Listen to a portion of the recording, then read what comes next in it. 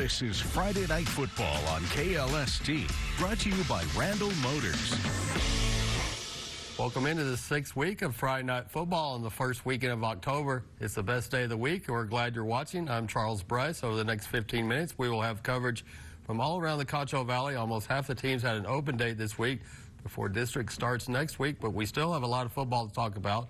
Now we're going to check in with Brian Cunningham, who is at San Angelo Stadium for Lakeview's game against Burnett. Brian, take it away. Good evening, I'm Brian Cunningham, and we're live from San Angelo Stadium. It's a quiet stadium now because week 6 of the high school football season has just wrapped up here between Lakeview and Burnett, and it was probably a game that Lakeview fans are going to want to get back. The Chiefs have just dropped their second consecutive game after starting the season 4-0, and they did it in a tough fashion after actually leading this game week 6 22-29 going into halftime, and they ended up being outscored in that second half 24-7 for the final score of 46-36. And really, honestly, there were just 2 to 3 small mistakes in this game that really flipped the game script. It was something that I highlighted in the pregame. Lakeview had to eliminate any potential mistakes, but if you're Burnett, you had to force the hand, you had to force mistakes, and that's what they did in the fourth quarter. A crucial dropped punt that hits the Lakeview Chiefs' leg. That is taken for a 25-yard touchdown, and then a third down backbreaker, a 64-yard passing touchdown from Burnett. Again, it was small mistake after small mistake, and a game that you thought Lakeview actually had a hold of, but again, outscored 24-7 in the second half of this game to move to 4-2 on the season, as next week we now look at district play for the Chiefs. Again, live from San Angelo Stadium, a quiet San Angelo Stadium. Sending it back to you guys. Thanks, Brian. And now to the highlights from San Angelo Stadium. Chiefs run out of the tunnel to take on a 1-3 Burnett team.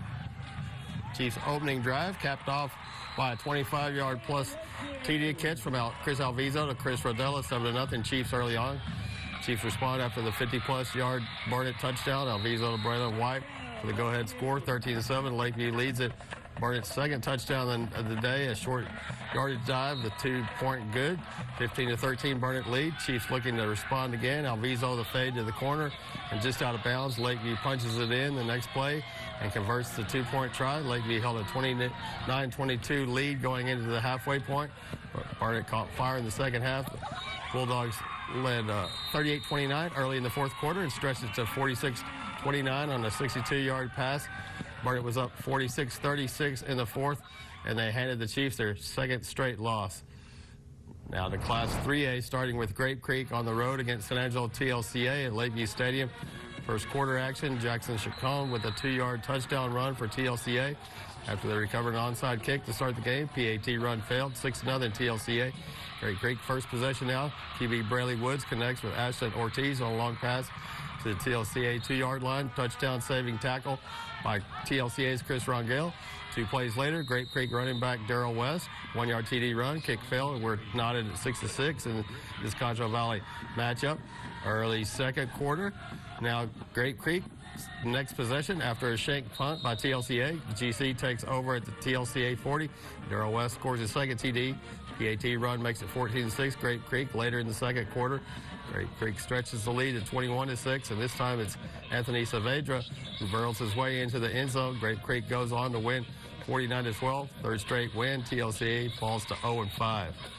Sticking with Class 3A, the number 2 Wall Hawks put their perfect record on the line on the road against Idalou in the final non-district matchup. Our final 6A, 3A highlight before the break. Opening kickoff, Reed Robertson on the return, loses the ball. Idalou recovers. Exactly what Wall didn't need, a giveaway. Idalou makes the Hawks pay. Camden Lutrick keeps the ball himself for a Wildcat touchdown. But the number 2 team wouldn't go down without a fight. Landon York scrambles, rolls right, throws across to Robertson. Man immediately in the secondary, sets Wall up first and goal. The Hawks capitalize. Hands off goes to Grant Sellers for a Wall touchdown tie game. This was a turbulent first half as the teams went into the break, knotted up at 14-14. The strong second half response propels Wall to another win, 35-21. The final from Idalou. Wall stays unblemished with the 35-21 win. Closest game of the season so far. Coming up next on Friday Night Football, the Central Bobcats have an open date this week, but we've got you covered with an update on the Bobcats and a special story you don't want to miss. We'll be back after a short break.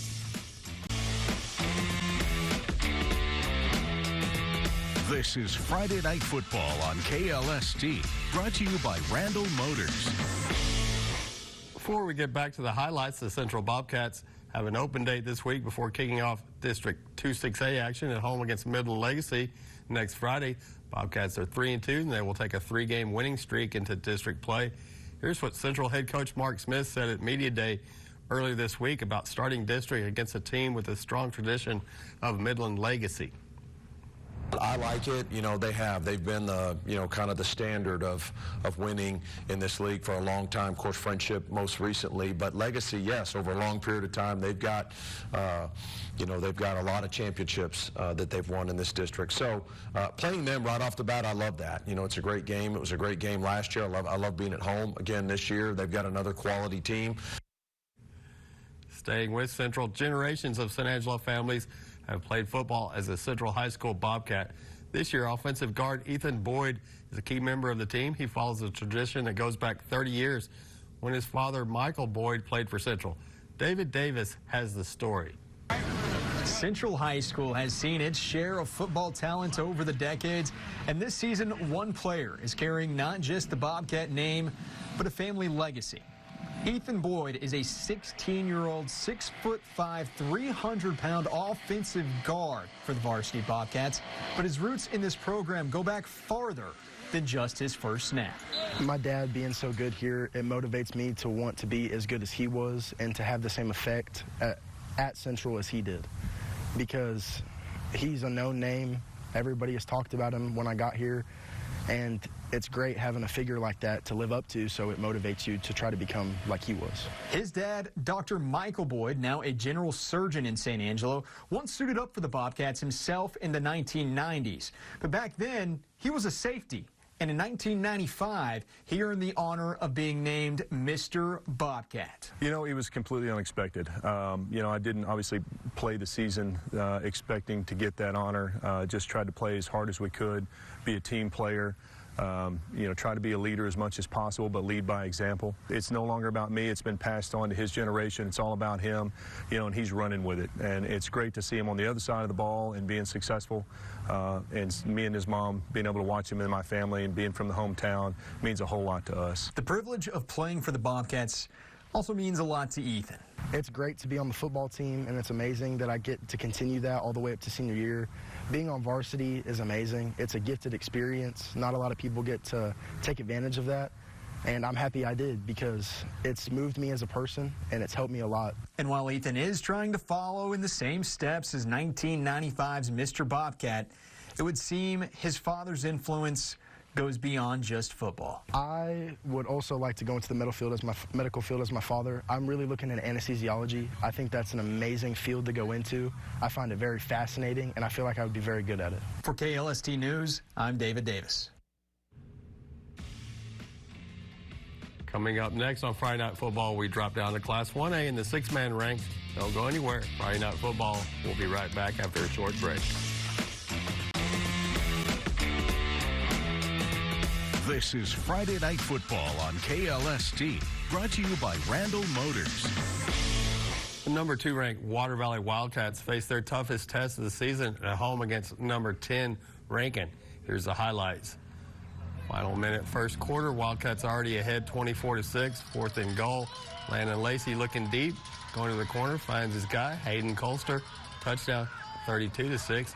Red Devils ensuing possession. Clock winding down. Kayan Hanna chucks a deep ball to Matthew Ramos. Leaps up for it, hauls it in, spins, finally brought down near the 10-yard line. First play, second quarter. Touchdown, Rankin. It's Ramos again, plows his way forward for 6, cutting the deficit to 32-12. PAT no good. Ensuing kickoff, Red Devils going onside, takes a great hop, but Boston Weiss takes care of the rest, breaking free for the touchdown. Wildcats up 38-12. Rankin trying to respond on its next drive, 4th and goal, but it's not there. Incomplete at the goal line. Turnover on downs, back to Water Valley, and that's all she wrote. Very next play, another electrifying touchdown run by Branson Lacey. Water Valley goes ahead 46-12, en route to a dominant 68-20 victory. The number 5 Robert Lee Steers renewed their Cook County rivalry on the road against the Broughton Longhorns. Let's get to the highlights now. In Broughton, the home team strikes first. Raymond Williams shows a burst of speed down the sideline. Touchdown Longhorns, 6-0. Robert Lee responds. Brenner Sherwood, he can do it all, makes defenders miss. He walks in the end zone all alone, 8-6, steers. But Bront answers right back. Parker Holland gets a handoff. He finds tons of space. Nothing but green grass. He's gone for 6, 12-8, Longhorns. Robert Lee answers once again. It's Sherwood again. He scores standing up, steers back on top for the remainder of this one. What started as a close game turns into a beatdown. Steers win it 70-20. A week after facing the number 2 team in Class 1A Division II, the Erie County Hornets hosted May, the number 3 team in Division I tonight. Let's get to the highlights. First quarter scoreless, 6:47 remaining, and the Tigers strike first. Pitch to Lane Goodson in the backfield. Makes a man miss. He's across, 8-0 May. Hornets trying to respond, and they do. Ryland Ray in stride. Defender falls down. He breaks free down the sideline. Touchdown Hornets. PAT no good. 8-6. May's ensuing drive. They respond. Goodson again. This time tosses it up top. Wide open is Kobe Morris. Touchdown Tigers. 16-6. But May not done dominating yet. You guessed it. Goodson does it again. Somehow escapes, and he's gone. The Tigers run away with this. 60-12. Tigers were as good as advertised. They improved to 5-1. Erie County drops to 1-5, heading into the district opener next week against another ranked opponent, number 5, Robert Lee. The Paint Rock Indians kicked things off for the Concho Valley this week with a matchup at home Thursday against the three-way Braves. Indians eyeing a 4th win under new head coach David McAbee. First quarter already 14-0 visitors to make it 22-0. Colin Grant plows his way forward, breaks the plane, touchdown three-way Braves. Second quarter, Braves ball again after a 4th down stop in the red zone. Grant again takes a pitch, cuts left, slides, and he's in. Touchdown Braves, 30-0. Three-way fails an onside kick attempt. Give the Indians great field position. Elijah Rodriguez bobbles the snap, picks it up, cuts downfield, finally brought down. Paint Rock within striking distance now. Very next play, watch this. Caden Gunn picks it up, finds Jaden Jackson with great concentration, keeps his eye on the football. Into Braves territory he goes, finally brought down near the goal line. Second and goal, direct snap to the big man, Ismael Altamirano. He's across that ball, crosses the plane. Paint Rock on the board, cutting the deficit to 30-8. Great drive, but three-way wins 59-14. The very best Falcons hit the road to face the Nueces Canyon Panthers, a team they shut out last year. Falcons were fighting for their first win of the season against the Panthers team that entered 1-4. Falcons needed some momentum before district starts next week. Very best led 41-38 in the 4th. Eden Bulldogs have been one of the top 6-man teams in the Concho Valley. They took a 4-1 record into their non-district finale on the road against the 1-4 Baird Bears. Baird was looking to snap a 2-game losing streak. This has been a very competitive series over the years, with Baird holding a 4-3 edge. Eden was up 52-36 in the 4th. Blackwell Hornets will host the Panther Creek Panthers at 7:30 Saturday night. Blackwell was ranked 15th in the preseason, but the Hornets have been trying to get that elusive first win of the season. Hornets have won 5 consecutive matchups against the Panthers. Panther Creek is 3-2. The Panthers have recorded 2 shutouts. Coming up next on Friday Night Football, we wrap things up with a recap and a look ahead to Week 7 when we return. Don't go anywhere. We will be right back after a short break. This is Friday Night Football on KLST, brought to you by Randall Motors. And, of course, with football season comes our annual Concho Valley High School Football Trivia Challenge. To enter the sweepstakes, simply visit our website, ConchoValleyHomepage.com. Click the Contest tab and submit your answers each week for your chance to win the grand prize, a $100 HEB gift card. Weekly winners are announced every Sunday, each of whom receive an automatic bid for the final drawing. The grand prize winner will be announced at the end of the season in mid-November. One of this week's questions: in what year did Wall claim its first ever district title? A, 1940, B, 1967, C, 1988, or D, 2006? Remember to visit our website to submit your answer. And looking ahead to next week, in 11-man action, Central hosts Midland Legacy in the district opener. Lakeview is at Great Creek will be at Coahoma. Brady will be hosting Dublin. Cristobal's at Colorado City. Sonora's at Forsan. Ozona will host Reagan County, and Mason is at Thorndale. El Dorado will host Iraan. Sterling City will host Van Horn, and Miles will host Albany. Junction will host Centerpoint. In 6-man action, Water Valley will be open. Robert Lee will be at Erie County. Very Best will be at Paint Rock. Menard will host Lakey. Eden is open, and Blackwell will host Olfen. Stick with ConchoValleyHomepage.com for all these recaps, including scores and highlights from all the Concho Valley teams. Be sure to Tune in weekly for our high school trivia. And, of course, we will see you next week. Friday Night Football. I'm Charles Bryce. Thanks for tuning in. Good night, Concho Valley.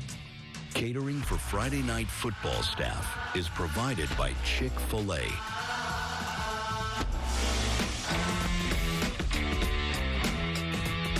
Friday Night Football on KLST, brought to you by Randall Motors.